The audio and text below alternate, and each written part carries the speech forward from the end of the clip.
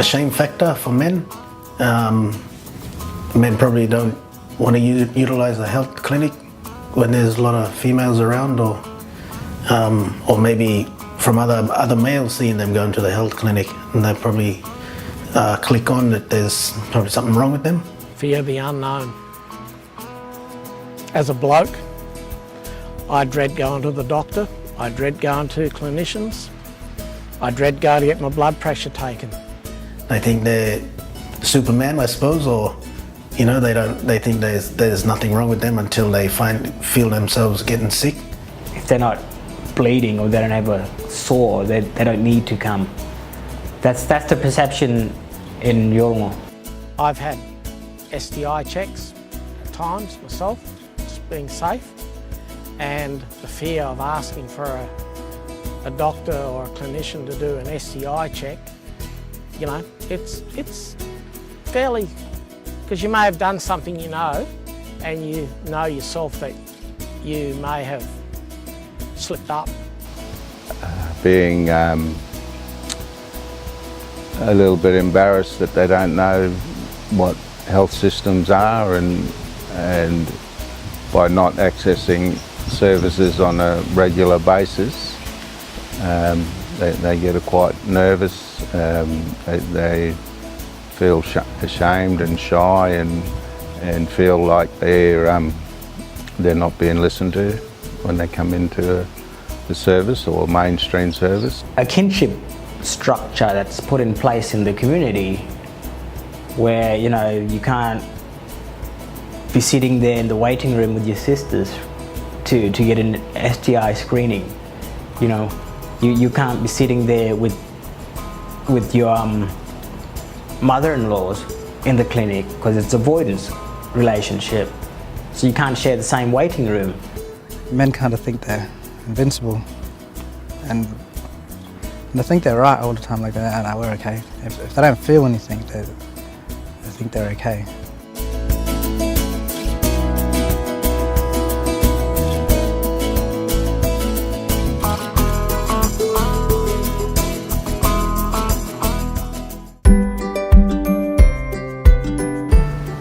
The environment or the setup has to be appropriate for men in that community, in terms of them wanting to access that service. Having a service here and having a dedicated health centre where men only can go in has really made a difference. And our clientele numbers around males accessing continues to improve. In addition to that, we want to make sure that our men do engage in creating stronger families. We've started like Tuesdays health check, men's check, on Tuesdays, where it's not even in the clinic. We're just hiring a room in the community. Having just a clinic day for just men, just a men's clinic in general, or maybe have more men's groups where you can take them out to country or out in the bush, have a weekend or something out all together, and that's where you can bring in with the screening, testing, education, because you got just all the men just all together. We had caravans were fitted out as clinics, and we'd talk to the local traditional owners, and we'd go and hold clinics, set up the clinics in a location that they suggested, where there was a bit of discretion and they weren't under the prying eyes of everybody else. And I think we probably miss it all the time when we're building or designing infrastructure for communities. We don't necessarily ask the community or the people that we're wanting to engage with what would be appropriate for them.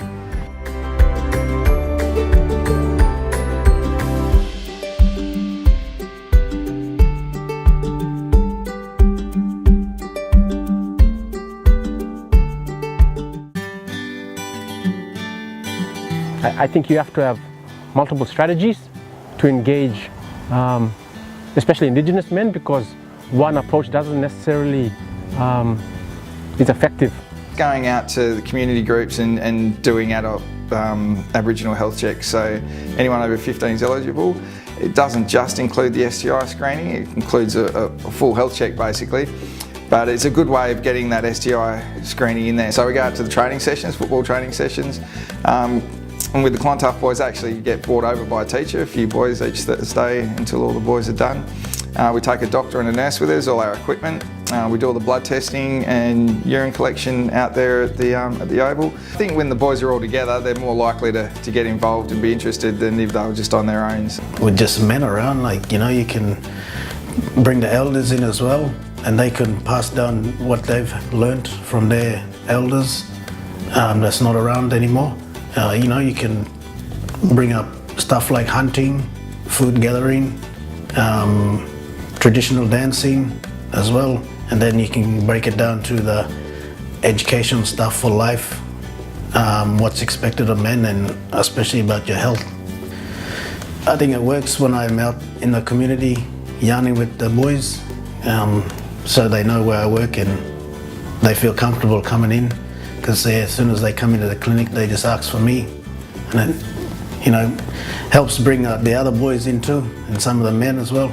Yeah, I just kind of build a relationship with them and offer them a test if they feel comfortable coming in, and also if they don't have a regular partner, if they got different partners, I also offer them a test to come in to the clinic. Well, I think the strategy is education. So the more access we've got to males, and then we can find that extra half an hour to talk about things like sexual health.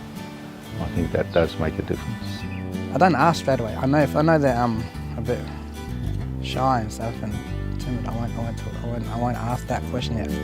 I'll talk about other things. I'll talk about football. We'll talk about movies and stuff. And I talk about something that until they see what their interest is, then I'll talk about their interest. It feels comfortable with me talking, so then eventually I'll get to that question and ask about it. It's about making them feel comfortable with me at first. Yeah. And of course we make sure that patient doesn't feel like that question is just purely directed at them, that we are taking a blanket approach to testing for STIs, and so that it's a question we ask all patients and not just individuals. I do know of female clinicians, doctors, that have done STI checks on men, but it's done in a way that they don't feel threatened.